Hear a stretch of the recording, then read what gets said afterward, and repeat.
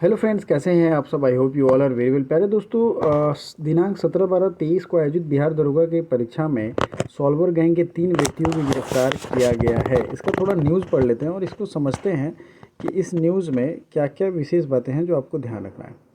Bihar police अवर सेवा आयोग बिहार पटना द्वारा आयोजित दरोगा की परीक्षा का सॉल्वर गैंग के द्वारा इलेक्ट्रॉनिक उपकरणों के माध्यम से, ये इलेक्ट्रॉनिक उपकरण कौन कौन से देखते हैं, परीक्षार्थियों को पैसा लेकर, ठीक है, इन्होंने पैसा लिया था, सेटिंग किया था, प्रश्न उत्तर उपलब्ध करवाने हेतु विद्यापीठ चौक के पास होटल रुकमणी में रुके हुए थे। लखीसराय की न्यूज़ है। इस सूचना के आलोक में सहायक पुलिस अधीक्षक सह अनुमंडल पुलिस अधिकारी लखीसराय के नेतृत्व में एक छापेमारी दल का गठन किया गया। छापेमारी दल में होटल रुकमणी के कमरा संख्या 102, कमरा संख्या भी खतरनाक ही है, सॉल्वर गैंग के धीरज कुमार पिता भगवान राम, निस्ता थाना सूर्यगढ़ा लखीसराय, श्रवण कुमार, श्याम सुंदर साव, बिजनेस ये लोग चला रहे हैं।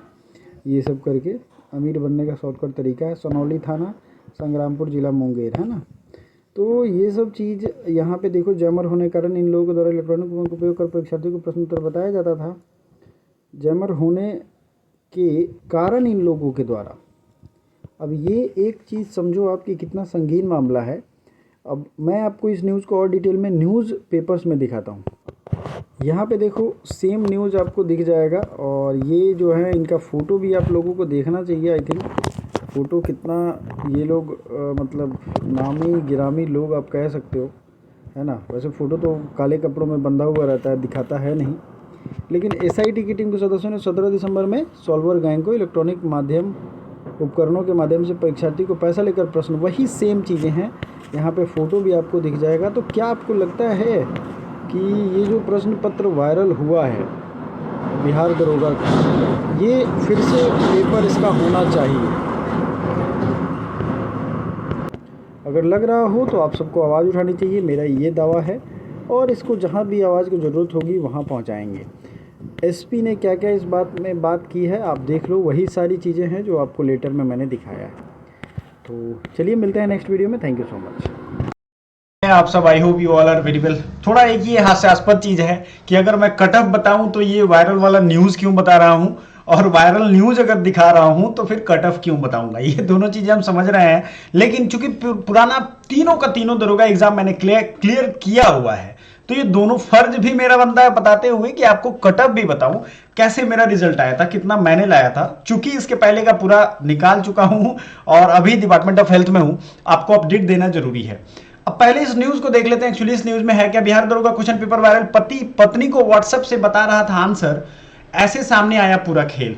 इस खेल को भी देख लीजिए, पति कैसे बता रहा था, ये न्यूज पे है भी, आपको मिल जाएगा। और बिहार पुलिस अवर सेवा आयोग द्वारा रविवार को ली गई पुलिस अवर निरीक्षक परीक्षा की प्रश्न पत्र आंसर रविवार को वायरल हो गया। दोनों शिफ्ट के वायरल प्रश्न पत्र और आंसर को प्रतियोगिता परीक्षार्थियों ने सही बताया, वही था, मिल गया, ठीक है, मतलब सब कुछ। लेकिन ये पता कैसे चला, गेट बंद होने के साथ प्रश्न पत्र आंसर वायरल। भर्ती परीक्षा सुबह 10 बजे से 12 बजे और 2:30 से 4:30 तक थी, ठीक है, ये भी चीज था। पति व्हाट्सएप से पत्नी को बता रहा था आंसर। बिहार पुलिस का जो ये एग्जाम था, रविवार को आरएन कॉलेज पंडौल सेंटर में प्रश्न पत्र लीक की बात सामने आई है। पंडौल सीधा समझ लो बेनीपट्टी की रहने वाली रितु कुमारी का सेंटर आरएन का, ऐसे पकड़े गए। द्वितीय पाली में जैमर की तकनीक खराबी आ गई थी। किसी प्रकार रितु ने मोबाइल के माध्यम से प्रश्न पत्र को अपनी पति संजीव को भेज दिया। संजीव जो थे वो पढ़ाकू विद्वान थे, तो उन्होंने फिर सॉल्व करके अपनी पत्नी को बता रहे थे। सेंटर पर जांच के दौरान अभ्यर्थी को पकड़ लिया गया। पति और पत्नी दोनों गिरफ्तार, ठीक है, पति और पत्नी दोनों गए। 85% बच्चे जो है वो उपस्थित रहे हैं। कदाचार में 9 लोगों को निष्कासित भी किया गया है। अब ये समझ लो आप 5.6 लोग, 6 लाख लोग, इतने लोग उपस्थित है। पहली चीज ये दिमाग में क्लियर रखो, कट ऑफ वाले बच्चे कि 5.5 लाख से ऊपर बच्चे जो है वो एग्जाम दिए हैं। अब इसमें सीरियस कितने होते हैं, क्या लगता है आपको? मैं भी एग्जाम देता था। अब सीरियस वही है जो बीपीएससी और उससे जुड़ी हुई तैयारी कर रहे हैं, समझ रहे हैं। बाकी लोग सिर्फ बिहार एसआई की तैयारी करने वाले जो लोग हैं ना, मैं ये बात बहुत अच्छे से प्रिसाइज वे में कर रहा हूं, मतलब बहुत अच्छा एक व्यू बता रहा हूं आपको। जो लोग सिर्फ बिहार दरोगा की तैयारी कर रहे हैं, सिर्फ मैं कह रहा हूं, उनका बहुत कम रिजल्ट आता है। कारण जानते हैं क्या है? इस एग्जाम को बीपीएससी और बिहार एसआई के बीच का सिलेबस कवर अप कर रहा है, मतलब इसका क्वेश्चन पेपर उसके और इसके बीच का रह रहा है। तो जो यहां तक करना है, मतलब जो बाउंड्री बांध दे रहे हैं कि हमें यहीं तक करना है, बाउंड्री में बंध गए हैं, उनको दिक्कत हो जा रही है। ठीक है, ये सच है यार, चूंकि निकाला हुआ हूं तो ये चीज समझ लो आप। इसमें 3 अभ्यर्थी OMR पत्र लेकर ही चले गए थे, कुछ लोगों को चीट के साथ नकल करते पकड़ा गया। पढ़िए अभ्यर्थियों ने क्या कहा। 38 जिलों में 613 केंद्र थे। दूसरा न्यूज़पेपर है, उसका भी कुछ यही हाल है। गिरोह का भांडाफोड़, इन इलाकों में हुई गिरफ्तारी, कहाँ कहाँ हुआ एक बार देख लो। और प्रश्न पत्र में वाकई में शरारती तत्व की करिस्तानी रही, जांच का विषय है। दूसरे के बदले परीक्षा देने वाला गिरफ्तार, यही सारी चीजें हैं। और एक दुखद ये है कि महिला सिपाही की ट्रेन से कटकर मौत, पर दरोगा परीक्षा देने आई थी और महिला सिपाही, ये एक दुखद, मैंने भी आज न्यूज़पेपर में पढ़ा, क्योंकि मैं हिंदी इंग्लिश दोनों न्यूज़पेपर एक एक लेता हूं। तो अब आ जाते हैं कट ऑफ वाले पार्ट पे कि सर कट ऑफ क्या रहेगा, जरा इसके बारे में बताइए हमें। हाँ जी, तो कट ऑफ के बारे में अब जानने का टाइम है। अब बहुत ज्यादा टाइम मैं नहीं लूंगा, टाइम मेरे पास ही कम है ना। तो अब तो आपने देख लिया होगा 85% लोग उपस्थित थे, ठीक है। 5.6 लाख लोग, 15% तो ऐसे ही गए। सीरियस कितने थे इसमें से? अभी आप पूछोगे सर आप कैसे जानते हो कौन सीरियस था? बताया ना, एक लेवल होता है एग्जाम की, जब आप तैयारी करोगे तो एक लेवल आपका मिल जाएगा और वैसे ही लोग मिलेंगे।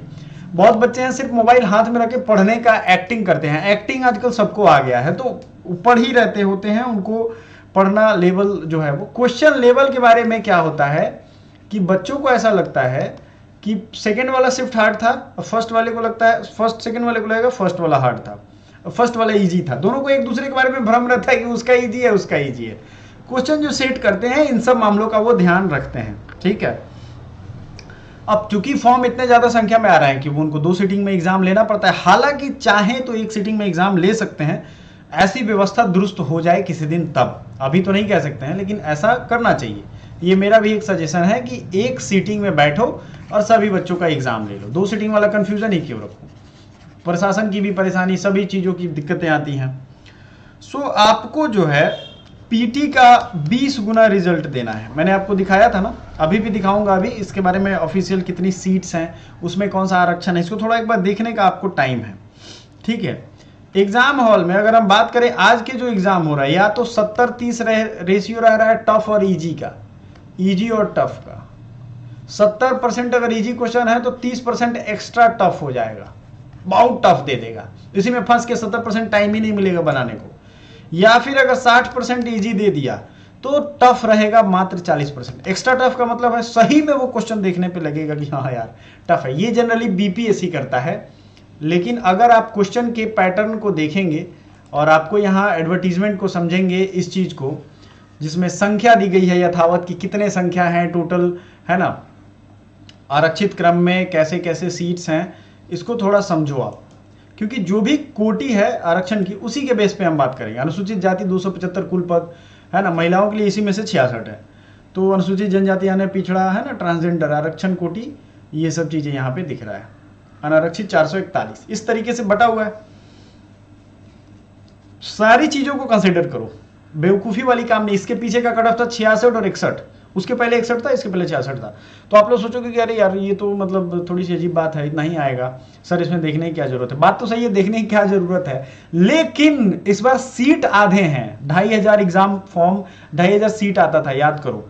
इस बार 1275 है। अब अगला कब आएगा कब नहीं आएगा, तो जिन बच्चों का थोड़ा डर भी लग रहा है ना, वो बीएसएससी पे लग जाए। और हम आपको बता दें, बीएसएससी, एसएससी जीडी और बिहार के अगले नेक्स्ट एग्जाम है, उन सबके लिए हमने कोर्स आपके लिए बहुत सस्ते रेट पे, सोच भी नहीं सकते उतना सस्ता रेट पे हमने लॉन्च कर दिया है। हमारी पूरी एक टीम है जो लोग खुद सेलेक्टेड स्टूडेंट हैं, खुद सिलेक्शन लिए हुए हैं कई चीजों में, वो आपको पढ़ाएंगे, ठीक है। पढ़िए उन्हीं से जिनका खुद रिजल्ट हो, क्योंकि उनको अनुभव है और रिजल्ट निकालने का भी अनुभव है। निगेटिव मार्किंग 1/10 है, तो इसका धड़ल्ले से यूज होता है इसमें।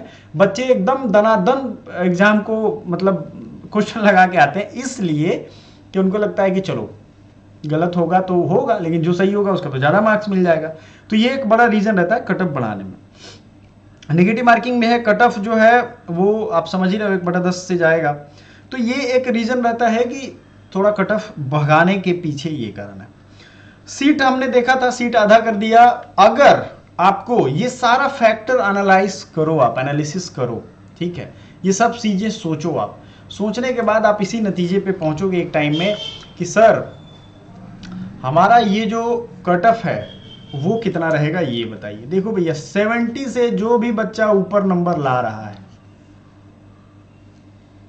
ठीक है, सॉरी 70 जिसका ऊपर आ रहा है 70 से ऊपर, वो अनरिजर्व में, ज्यादा गोलमोल बात नहीं करूंगा, रिजर्व में एकदम पक्का श्योर उसको मेंस की तैयारी करनी चाहिए। 75 है 72 है, कर लो आराम से, अभी से करो, साथ ही साथ बीएसएससी वगैरह का भी करते चलो, ठीक है। जो इससे नीचे है अनरिजर्व में, अब कुछ बच्चे आ जाएंगे 65 से 70 के बीच में, वो भी अपनी तैयारी करें। क्यों? क्योंकि इनका भी आ सकता है, बहुत सारे फैक्टर हैं, बताएंगे हम।